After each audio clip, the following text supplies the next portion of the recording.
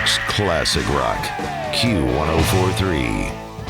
Wanted to mention something about the New Jersey Hall of Fame ceremony last night because Southside Johnny got in, but also an old friend of yours. Harry Carson. Yeah, Harry Yes. Carson. But Dr. Biggest Oz, hands I ever saw in my life. Dr. Oz just walked in the room and he was there. You were?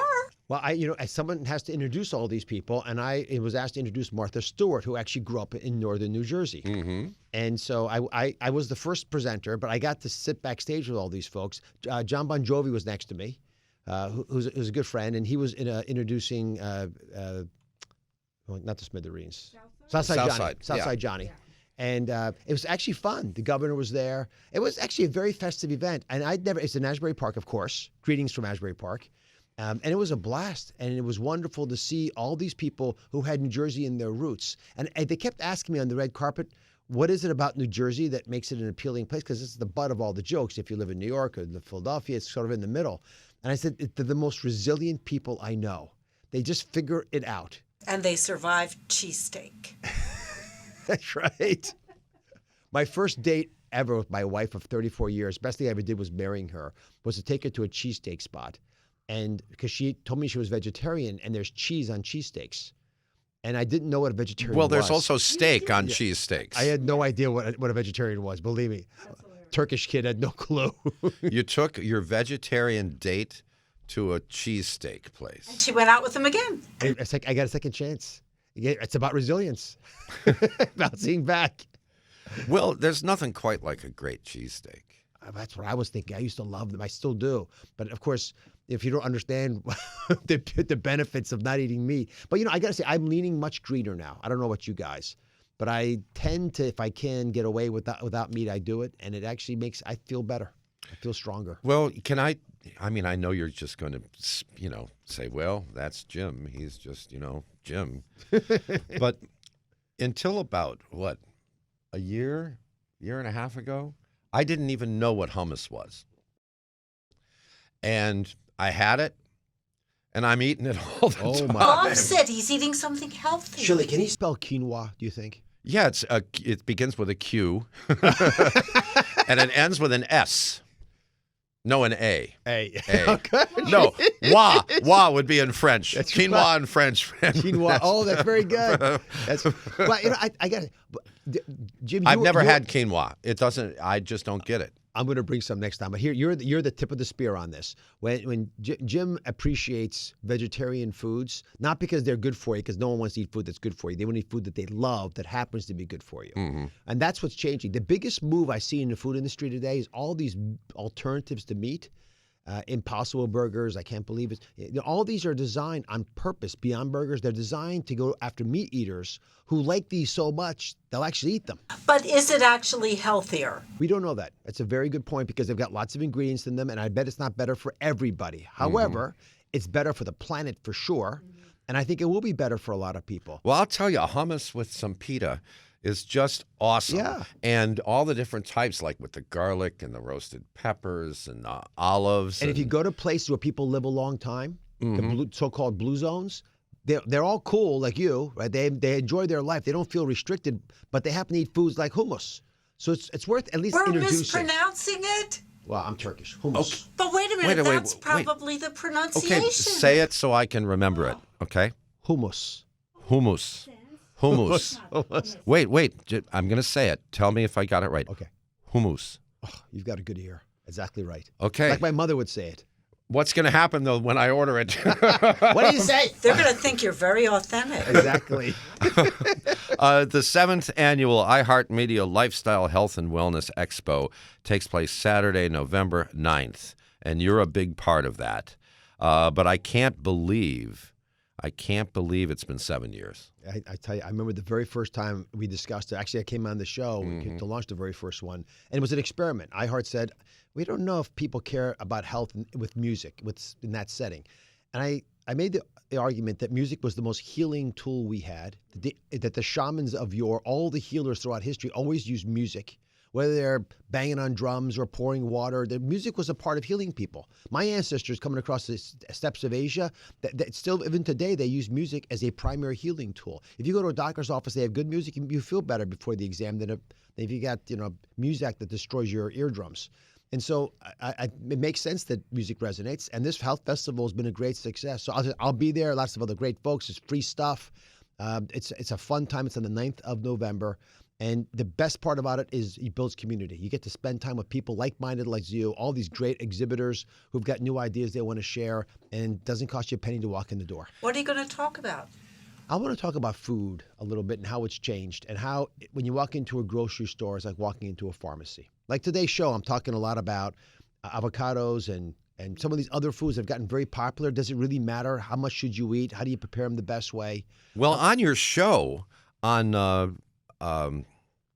today, on your show today, the topic is avocado overload. Have we gone overboard with avocados? No, have we? Shelley would dispute that. She I have loves one a avocados. day usually. I think one a day is the right amount, but that's a good thing. And avocado, the serving size, by the way, is a quarter of an avocado, which I think is wacky.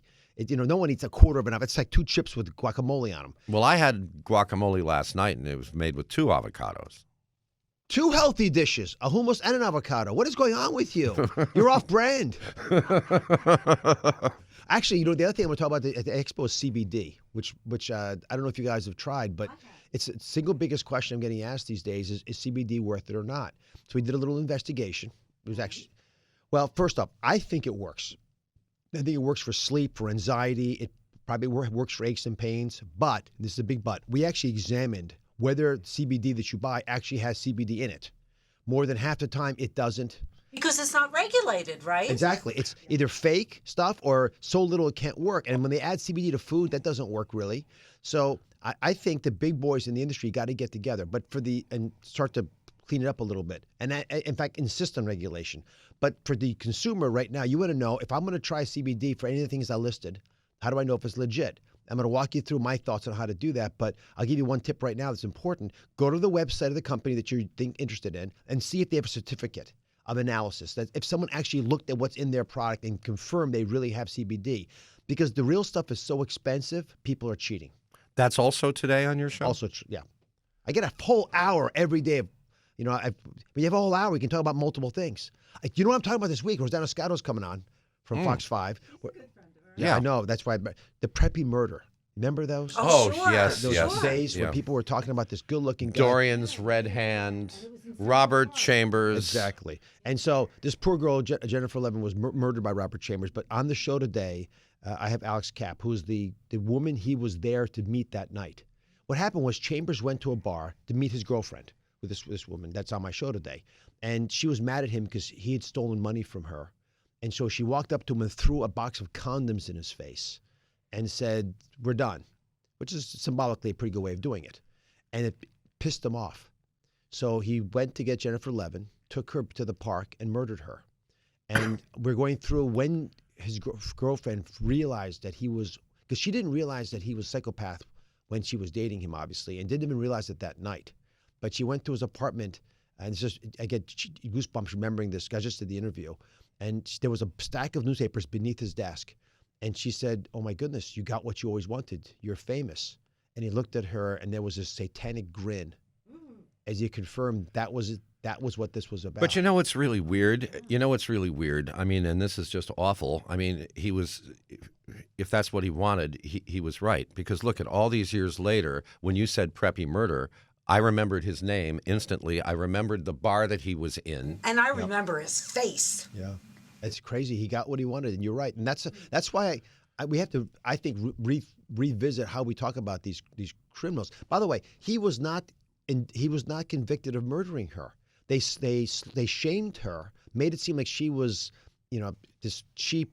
They turned it into a rough sex thing. And it wasn't that at all. And again, the girlfriend shared all these insights with me on the show. But here's the part that really got me. He went to jail because they plea bargained. Went to jail for a couple years. They ended up prolonging his sentence because he was such a bad player in jail. He gets out, immediately sells drugs, gets picked up again, goes to jail for selling drugs for longer than for murdering Jennifer Levin. That I didn't know. Yeah, I that's the didn't part that remember really got me. And that's how our legal system's working these days. It's very hard, I think that's the big challenge. It's the power of one. We all have the ability to make a difference. But if we don't team up and do it, then bad stuff happens. And that's what happened. This poor woman was by herself. There was no one else to corroborate what happened. Okay, well, Dr. Oz, of course, with his show on TV every day for an hour when he can talk about lots of stuff. And you've got to bring some hummus To the health fair. for me in some morning. Oh, I will. I'm going to do that. You like it with garlic or not? Yes. Garlic's great. God, Garlic's I love you more every day. Look what I brought in for Jim. Oh, some more tomatoes from her garden. The garden's still going. My tomatoes are still growing. Isn't that incredible? Amazing. I've- We haven't had a frost. Yes. I've had more tomatoes over the past few months than I've ever had before. Can I share a little But secret they're with so you? delicious when they're grown in someone's yard. They're just so good. So I learned something about tomatoes. So the Italians make pasta sauce from tomatoes this time of year, obviously. I go to Brooklyn and I actually package them. You boil them. But what they do is two things. They peel the skins off. They boil them, peel the skins off, take the seeds out. And I just learned that the skin and the seeds have a poison in them. A poison. That the lectin, that it's irritating to the intestinal gut. And the Italians figured it out. And then they mix it with olive oil. It's called pasta sauce. That helps you absorb the nutrients from the tomato. So look at that, the magic of food. I don't do that. I leave the skin on and the seeds in with my sauce. But what kind of... But you're not Italian. That's the problem. I just figured it out. But poisoning? I'm poisoning my husband? No, you're not. You're not. You're not poisoning it. The tomatoes have a very small amount of it. And for some people, if you're listening and tomatoes bother you, that's why they bother you. Just take the skin off and take the seeds out, and you can enjoy them again. Okay, the 7th annual Iheartmedia Lifestyle Health and Wellness Expo, Saturday, November 9th. It's free, no admission charge.